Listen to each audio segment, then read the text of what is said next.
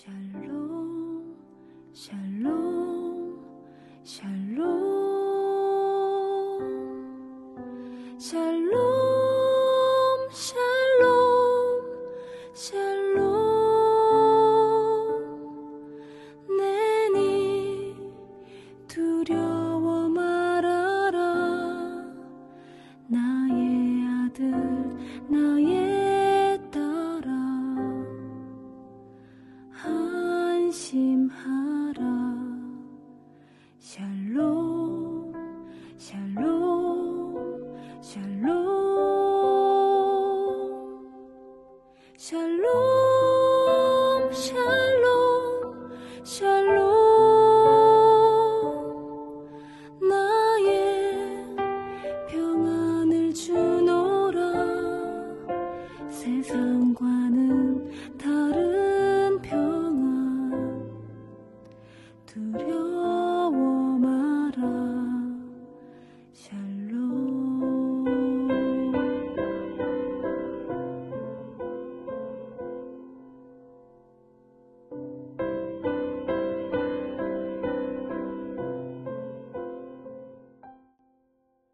12월 24일 늘푸른 새벽 예배를 하나님 앞에 올려 드리겠습니다.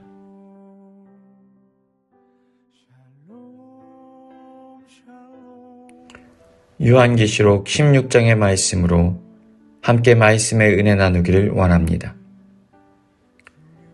우리는 살면서 종종 이러한 질문을 던집니다. 하나님은 왜 악인들을 내버려 두시는가? 이 땅의 정의는 언제 실현되는가? 오늘 우리가 읽은 요한계시록 16장은 그 질문에 대한 가장 무겁고도 확실한 대답을 하고 있습니다. 요한계시록에는 세 가지의 심판이 등장하게 됩니다. 7인, 7나팔, 그리고 오늘 본문의 7대접입니다. 앞선 재앙들이 부분적인 경고였다면 마지막 7대접은 최후의 전면적인 하나님의 진노가 쏟아지는 장면입니다. 대접은 주둥이가 좁은 병이 아니라 넓은 그릇입니다. 대접을 쏟게 되면 내용물이 순식간에 왈칵 쏟아지게 됩니다. 하나님의 오래 참으심이 끝나는 바로 그 순간 심판은 그토록 급박하고 맹렬하게 임한다라는 것입니다. 오늘 이 두려운 심판의 환상을 통하여 하나님께서 우리에게 주시는 영적인 교훈을 묵상해 보고자 합니다. 먼저 심판은 두려운 것이 아니라 의로운 것입니다. 첫 번째 대접부터 세 번째 대접까지 쏟아지자 끔찍한 일이 벌어집니다. 악성 종기가 사람들에게 나고 바다가 죽은 자의 피같이 변하고 강과 물의 근원이 피로 변하게 됩니다.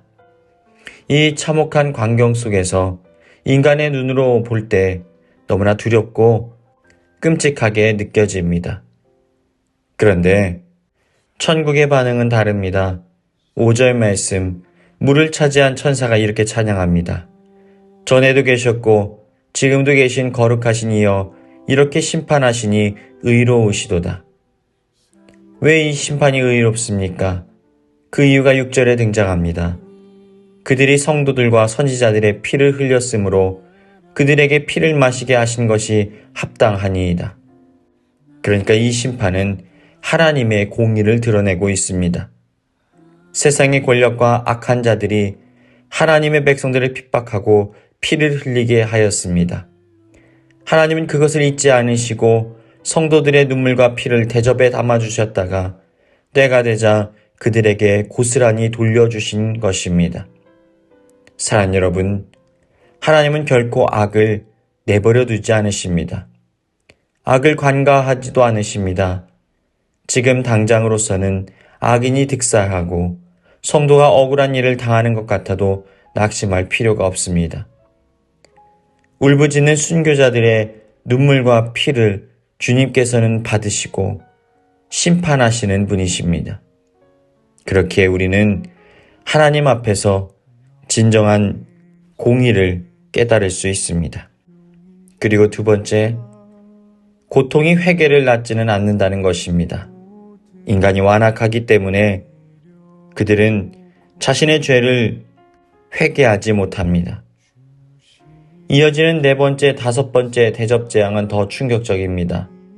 해가 권세를 받아 불로 사람들을 태우고 짐승의 보좌에 대접이 쏟아지자 흑암이 닥치며 극심한 고통이 임하게 됩니다.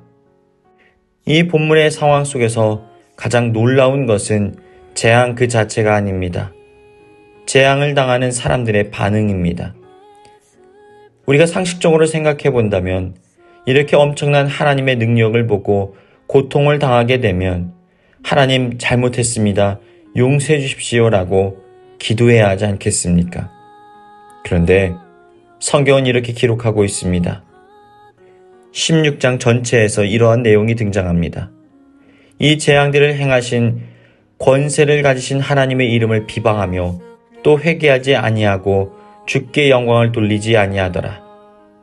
아픈 것과 종기로 말미암아 하늘에 하나님을 비방하고 그들의 행위를 회개하지 아니하더라. 사람들이 그 우박의 재앙 때문에 하나님을 비방하였다. 그들은 고통스러워서 자기 혀를 깨물면서도 하나님을 저주하고 비방합니다. 절대 회개하지 않습니다. 이것이 타락한 인간의 본성입니다. 우리는 흔히 하나님이 기적을 보여주시면 큰 징계를 내리시면 저 사람이 깨닫고 변화될 거야 라고 생각합니다. 그런데 이것은 큰 착각입니다. 은혜가 없는 고통은 사람을 더 악하고 독하게 만들 뿐입니다. 지옥이 무서운 이유는 그곳이 영원한 고통의 장소이기도 하지만 영원히 하나님을 저주하며 회개하지 않는 자들이 모인 곳이기 때문입니다. 애굽의 바로 왕을 살펴보십시오. 재앙이 더할수록 마음이 더 강팍해지지 않습니까?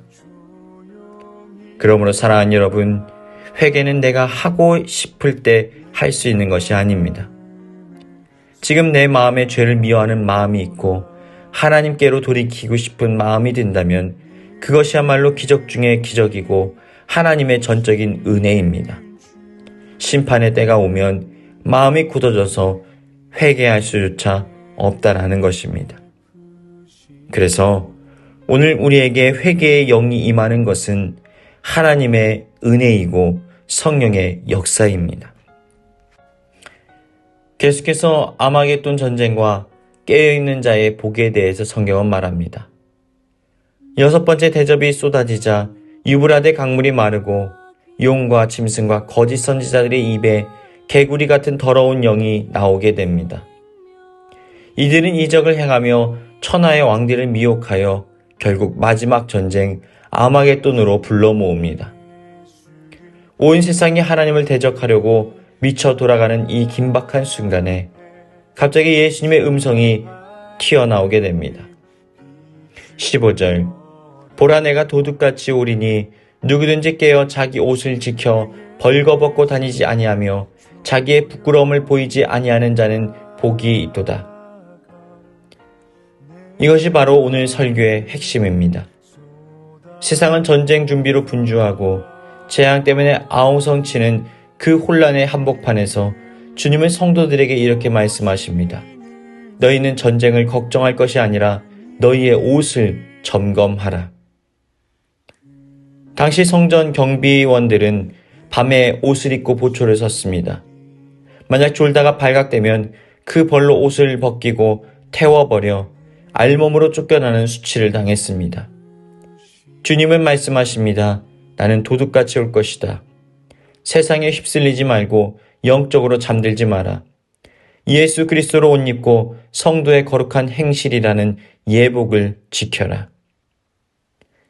마지막 때에 세상의 모든 자들은 하나님을 대적하고 거부하는 영적인 흐름 속에 머물게 되지만 성도들은 신랑 되신 예수님을 맞이하기 위해 신부의 옷을 입고 깨어 있어야만 합니다.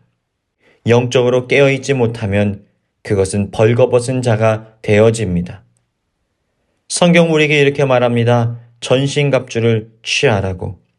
우리의 씨름은 혈과 육을 상대함이 아니요 정사와 권세와 어둠의 세상 주관자들과 하늘에 있는 악한 영을 상대함이라고.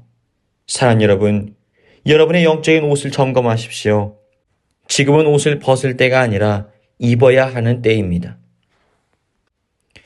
이제 마지막 7 대접이 공중에 쏟아지자 성전 보좌에 큰 음성이 들리게 됩니다.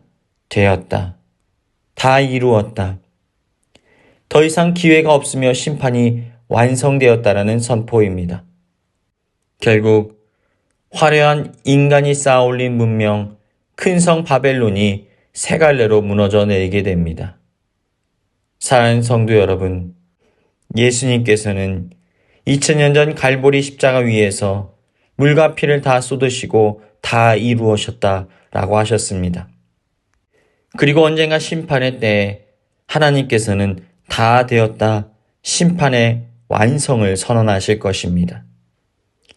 사랑하는 여러분, 예수님의 피를 받아들이고 은혜를 입은 자는 심판을 피하게 됩니다. 그러나 은혜의 잔을 거절한 자는 피할 수 없는 진노의 잔을 마셔야만 합니다. 사랑하는 여러분, 주님이 언젠가 재림주의 모습으로 도둑같이 임하실 것입니다. 혼란한 세상 속에서 영적인 잠에 빠지지 않고 믿음의 옷, 거룩의 옷을 단정히 입고 주님 오심을 기다리는 성도들의 삶이 되시길 주님의 이름으로 축복합니다. 사랑의 주님, 마지막 때에 세상이 악해져 가고 처처의 기근과 재앙의 소문이 있을 그때에 주님이 오실 그날을 고대하며 믿음의 거룩한 삶을 살아가게 하여 주옵소서. 영적으로 깨어 주님 오실 것을 준비하게 하여 주옵소서. 예수님의 이름으로 기도합니다. 아멘.